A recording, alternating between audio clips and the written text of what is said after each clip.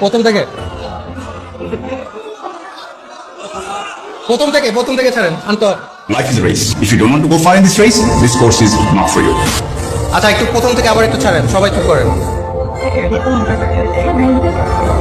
হ্যাঁ sir. Life is a race. If you don't want to go far in this race, this course is not for you.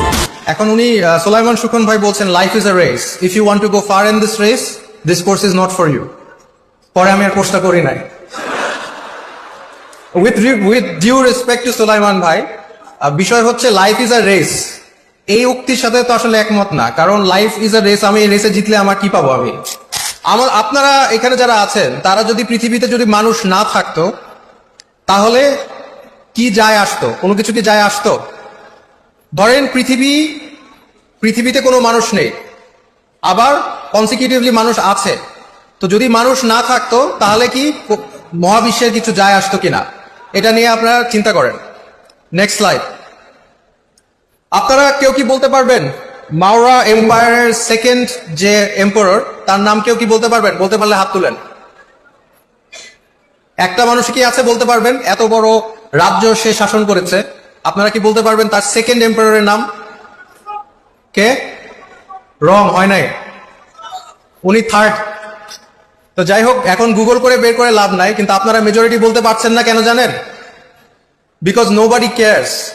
উনি যে এত বড় সম্রাট ছিলেন, কিন্তু এখন উনি মারা গেছেন, ওনার লাইফের যে অ্যাচিভমেন্ট, উনি হয়তো বা জীবিত থাকার সময় চিন্তা করেছেন ওনারা অনেক বড় কিছু হয়ে গেছেন, অনেক কিছু করেছেন, ওনাকে পৃথিবীর সবাই মনে রাখবে। বাট ইন দি এন্ড মাত্র 2300 ইয়ার্স এর মধ্যে আপনারা কেউ মনে করেন না, অ্যান্ড নোবডি কেয়ারস। তার জীবনের এত অ্যাচিভমেন্ট, সে এত কিছু করেছে, কিন্তু তারপরেও আপনারা কেউ মনে রাখছেন না। Because in the end of the day আপনারা লাইফে কে কি করেন, আপনারা অনেকে বলেন যে আমি একটা লিগেসি রেখে রাখতে চাই, হুইচ ইজ গুড, বাট ওই লেগেসি কি কিসের জন্য, কি নিয়তে আপনারা রেখে যেতে চাচ্ছেন, দ্যাট ম্যাটার্স। বিকজ আপনি যদি মনে করেন যে হ্যাঁ আমাকে মানুষ অনেক বছর মনে রাখবে, মনে রাখে লাভ কি? আপনাকে যদি আপনার মৃত্যুর পর মানুষ মনে রাখে এতে কি লাভ? এই যে যেমন মাওরি এম্পায়ারের সেকেন্ড এম্পায়ারের কথা কেউ আপনাদের মনে নাই, কারণ আপনাদের লাইফে ইট ডাজেন্ট ম্যাটার। ঠিক একইভাবে যখন আপনারা মারা যাবেন অনেক বছর পর, nobody will remember, nobody will care. Next slide. এই যে দেখেন দুইটা ছবি আছে, একটা হচ্ছে আর্থ পৃথিবী, আরেকটা হচ্ছে মার্স। মার্সে কোনো মানুষ নাই, আর্থে মানুষ আছে, কিন্তু মার্সে যে মানুষ নাই এতে কতটুকু ম্যাটার করে? কি ম্যাটার করে? মানুষ আছে এবং ওখানে মানুষ নাই। Next slide. দেখেন আপনারা হচ্ছে সান হচ্ছে ছোট্ট একটা ডট। কিছু ফ্যাক্টস আমি দিয়েছি মিল্কি ওয়ে গ্যালাক্সির মধ্যে। এখানে 100 বিলিয়ন স্টার আছে। আর এইসব স্টারের মধ্যে আপনার পৃথিবী যে সূর্যটা, সেই সূর্যটা আপনি যে এটা পৃথিবী যে সূর্যের পাশে ঘুরছে তার মধ্যে একটা স্টার। Next slide. এবং এরকম গ্যালাক্সি আছে আপনার বিলিয়ন ট্রিলিয়ন গ্যালাক্সি, তার মধ্যে আপনারা একটা গ্যালাক্সির মধ্যে আছেন। আবার এই যে গ্যালাক্সিগুলো আছে তার মধ্যে মাত্র 5% আমরা দেখতে পারি, বাকি 95% আমরা শিওর না ওটা ডার্ক এনার্জি, ডার্ক ম্যাটার এগুলো আছে, we are not sure. Next slide. এই গ্যালাক্সির মধ্যে, এই সূর্যের মধ্যে এই আপনারা এইখানে বসে আছেন। Next slide. এবং এই গ্যালাক্সির, এই তারার, এই ক্ষুদ্র পৃথিবীর মধ্যে একজন বসে আছেন, উনি মনে করছেন উনি মেইন ক্যারেক্টার।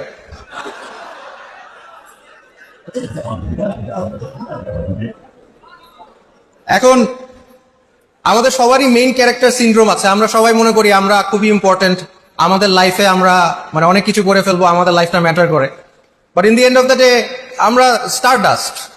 আলটিমেটলি একটা পৃথিবী, সূর্য, এগুলো মানে সময়ের কাছে 4 বিলিয়ন ইয়ার্স, 2 বিলিয়ন ইয়ার্স। মানুষ পৃথিবীতে আছে 300,000 হোমোসেপিয়েন্স, 300,000 ইয়ার্স।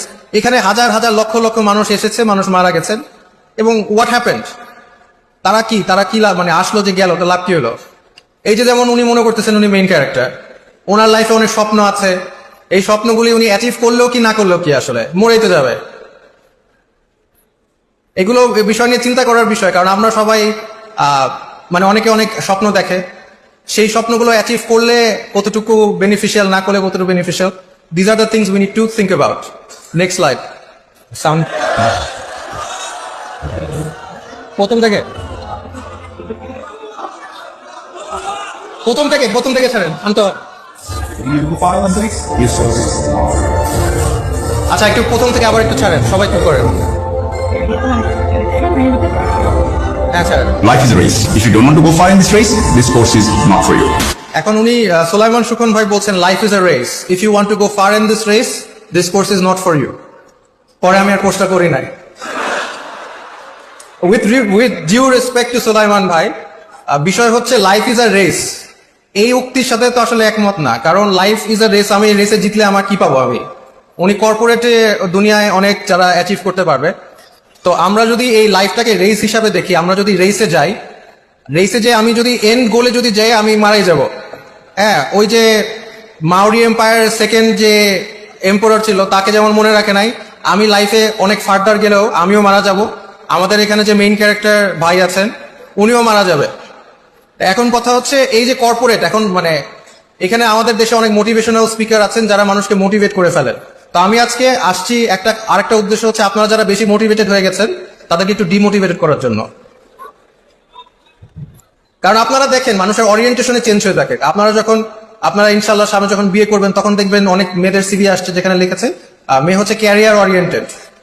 তো তাদের ওরিয়েন্টেশন যদি ক্যারিয়ার হয়, we have to ask ourselves যে ইনফ্যাক্ট নট জাস্ট মেয়ে, ছেলেদেরও যদি ওরিয়েন্টেশনটা ক্যারিয়ার হয়, আমরা যদি ক্যারিয়ারে অনেক কিছু অ্যাচিভ করি, ধরেন আমি একটা কোম্পানির সিইও হয়ে গেছি, আমি কোটি টাকার মালিক হয়ে গেছি, আমি ফেমাস হয়ে গেছি, রাইট?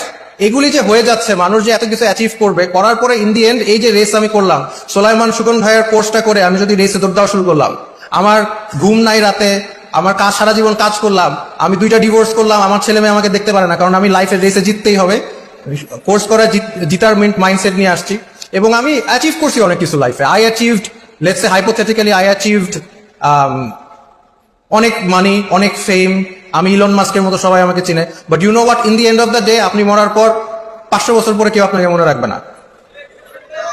তাহলে লাভ কি আমার এই রেসে? এই মানে কর্পোরেট ওয়ার্ল্ডে বলেন, টাকা পয়সার দিকে বলেন, ফেমের বলেন, এই সব রেসে আমার রান করে লাভ কি? কারণ প্রত্যেকটা রেসে তো জিততে হলে আমাকে কিছু রিওয়ার্ড দেয়।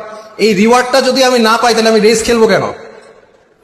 রাইট? সো এই জন্য লাইফ ইজ আ রেস, এবং এই সোলাইমান ভাইয়ের প্রশ্ন আমি করি না এই কারণে, কারণ যে লাইফ ইজ আ রেস, কিন্তু এই রেসের শেষে যদি আমি কোনো রিওয়ার্ড না পাই তাহলে আমি রেসটা করে কি লাভ? So this is why you need to think যে what is the purpose of life. তো ফিলোসফাররা যখন এই মহাকাশ দেখছে, সবকিছু দেখছে, তখন তারা চিন্তা করছে যে হোয়াট ইজ দ্য পারপাস, আমাদের মানব সভ্যতা থাকলে কি না থাকলে কি ম্যাটার করে? আমরা তো আলটিমেটলি মাটি, কিছু মানে মার্সে হচ্ছে মাটি ফিক্সড আছে, আমাদের পৃথিবীতে হচ্ছে আমরা হিউম্যান হোমোসেপিয়েন্স প্রাণী, এরা হচ্ছে মাটিটা একটু নড়াচড়া করছে, মাটিটা একটু কিছু একটা বানাইছে, স্যাটেলাইট তৈরি করেছে, বাট আলটিমেটলি এগুলি করে লাভ কি হচ্ছে? Next slide. তো একটা ওয়ার্ল্ড ভিউ হচ্ছে নাইলিজম। এটা হচ্ছে নাইল কথাটা হচ্ছে মানে নাথিং, আর ইজম হচ্ছে বিলিফ ইন। নাইলিজম মানে হচ্ছে যে কোনো কিছুতেই বিশ্বাস করে না, মানে ইন দ্য সেন্স যে অস্তিত্ব তারা মনে করে, যেহেতু তারা অনেক ফিলোসফাররা দেখেছে, মহাবিশ্ব দেখেছে, সবকিছু দেখে চিন্তা করলো যে মানুষের আসলে কোনো পারপাস নাই, মানুষ পারপাস ছাড়া, মানে মানুষ কিছুক্ষণ পিঁপড়া যেরকম কালেক্ট করে, মানুষ এরকম কিছু র্যান্ডম কাজ কারবার করে, একটু বাড়ি বানায়, একটু খাওয়া দাওয়া করে, তারপর মরে যায়। তো এইগুলো যে করে, মহাবিশ্ব এবং কসমসের দিকে তাকালেন যে এত তুচ্ছ একটা মানুষ এগুলো যে করে, এগুলো করে লাভ কি? তো অনেক ফিলোসফার বলেছে এটা কোনো লাভ নাই আসলে, মানে মানুষের বেঁচে থেকে কোনো লাভ নাই। আমি জানি আমি খুব ডিপ্রেসিং টপিকে কথা বলছি, বাট ফলো উইথ মি। আমি তো আগেই বলেছি আপনারা যারা মোটিভেটেড হয়ে গেছেন একটু ডিমোটিভেটেড করার জন্যই আসছে। Next slide. তো কিছু এটার রেসপন্স যে পৃথিবীতে মানুষ সভ্যতার কোনো পারপাস নাই, এই রেসপন্সে বিভিন্ন ফিলোসফার বিভিন্ন কথা বলেছে। একটা ওয়ে আছে নাইলিস্ট যারা, তারা মনে করে ইউনো হোয়াট, পৃথিবীতে আমাদের মানুষের বেঁচে থেকে লাভ নাই, সো যা ইচ্ছা তাই করবো, যেটা মনে চাই সেটাই করবো, ভালো লাগলে বেঁচে থাকবো, না লাগলে মরে যাবো, ইট ডাজন্ট ম্যাটার, কোনো লাভ নাই। এটা হচ্ছে নাইলিজম। অ্যাবসার্ডিজম বলে যে না, অস্তিত্বর কোনো অর্থ না থাকলেও আমাদের এই অর্থহীনতার বিপরীতে বিপ্লব করা উচিত, কাজে আমাদের বেঁচে থাকা উচিত এবং এই অর্থহীনতার বিরুদ্ধে বিপ্লব করা উচিত। কিন্তু এখন আমার প্রশ্ন হচ্ছে যে অর্থহীন, যদি আমাদের জীবন অর্থহীন হয়ে থাকে তাহলে অর্থহীনতার পিছনে বিরুদ্ধে বিপ্লব করাটাও তো অর্থহীন, তাহলে লাভ কি? এরপরে আরেকটা হচ্ছে এক্সিস্টেন্সিয়ালিজম। এরা মনে করে মানুষের অস্তিত্বে আসার পরে কোনো অর্থ নিয়ে আসে না, মানুষের কোনো পারপাস নাই, আমরা নিজেদের পারপাস দেই। কিন্তু আমরা যদি যে জিনিসের কোনো অর্থই নাই সে নিজেকে নিজে পারপাস দিয়ে, সেটাও তো অর্থহীন হয়ে যায়, তো লাভ কি? এখন আপনারা বলতে পারেন এগুলা ফিলোসফির মানে রিয়েল লাইফে কি কোনো ইম্প্যাক্ট করে না? নো, এগুলি ফিলোসফি রিয়েল লাইফে অনেক ইম্প্যাক্ট করে। How you think about the purpose of life effects আপনার ডিপ্রেশন, আপনি কি ডিপ্রেশনে চলে যাচ্ছেন, ইট ইফেক্টস আপনি কিভাবে আপনার লাইফ লিড করবেন, আপনার কি অ্যাকশন নেবেন, it depends on your philosophy. আর নেক্সট স্লাইড, এটা খুব গ্রিম একটা স্টোরি। এটা হচ্ছে এই দুইটা ছেলে, ছোট ছেলে, তারা তার বাবা মাকে মেরে ফেলছে, তারপর নিজে আত্মহত্যা করেছে। কেন করেছে? কারণ বেঁচে থাকতে ভাল লাগতেছে না, মজা লাগতেছে না। তারা তাদের শেষ যে এই কাজ করার আগে তারা লিখেছে যে তাদের একটা প্রিয় শো ছিল অফিস, এই অফিস শোটাও শেষ হয়ে গেছে। তার যে প্রিয় যে নাটক ছিল, নাটক শেষ, এখন কি করবে লাইফে? তা এখন সে চিন্তা করলো আমরা তো নিজেরা নিজে মরে যাবে, কিন্তু আমরা মরে গেলে তো আমার বাপ মা কষ্ট পাবে। আপনারা হাসতেছেন, এটা সিরিয়াসলি ঘটছে। সো চিন্তা করলো বাপ মা, ভাই বোন, বোনকে মেরে ফেলবে, বাপ মাকে মেরে ফেলবে, নানিকে মেরে ফেলবে, কেউ কষ্ট পাবে না, সবাই মরে যাবে, শেষ, এন্ড অফ স্টোরি। তো এটা কি ফিলোসফির কারণে তারা আসছে? কারণ তাদেরকে বলা হচ্ছে যে লাইফের কোনো পারপাস নাই জীবনে, এবং ওরা নিজেরাও বলছে আসলে জীবনের সুখী যদি না হয় তাহলে আর বেঁচে থেকে লাভ কি? লাভ নাই তো, যৌক্তিক কথা। তো কাজে ওরা যেই ফিলোসফির দ্বারা, যে দর্শন দ্বারা আমাদের এই ধরনের আউটকাম আসে, সেটা হচ্ছে এগুলি ফিলোসফি। কারণ আমাদের যদি লাইফের পারপাস না থাকে, সায়েন্স তো আপনাকে, আপনি যদি সাইন্টিফিক ভাবে চিন্তা করেন তাহলে মানুষের একটা সাইন্টিফিক ডিসকভারি করলেও কি না করলেও কি একই তো কথা, আলটিমেটলি পারপাসলেস না। তো যদি লাইফের পারপাস না থাকে তাহলে এগুলি মানে করলে এটা অনৈতিক কেন? এগুলি হচ্ছে কিছু একটা view. Alternatively next slide,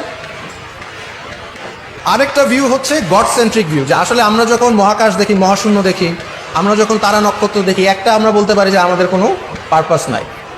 alternatively আমরা এটাও চিন্তা করতে পারি, ইউ নো হোয়াট, এই তারা, এই নক্ষত্র, এইগুলি কত কমপ্লিকেটেড, কত ইন্ট্রিকেট, এটা কি কোনো মানে অর্থ ছাড়া নিজের এমনি এমনি হয়ে গেছে?